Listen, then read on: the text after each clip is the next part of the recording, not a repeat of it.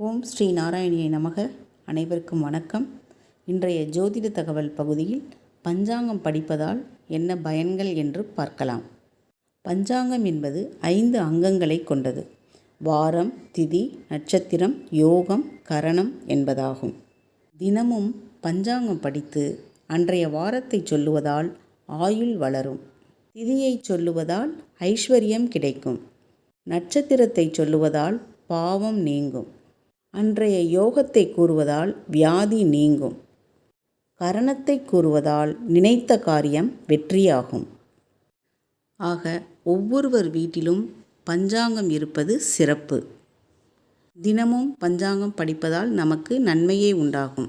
இதுபோன்று பயனுள்ள தகவல்களை தொடர்ந்து பெற இந்த சேனலை சப்ஸ்கிரைப் செய்து கொள்ளுங்கள். மேலும் ஜாதகம் பார்க்கவும் எழுதவும் ஸ்கிரீனில் தெரியும் நம்பருக்கு தொடர்பு கொள்ளலாம். நன்றி, வணக்கம், வாழ்க வளமுடன்.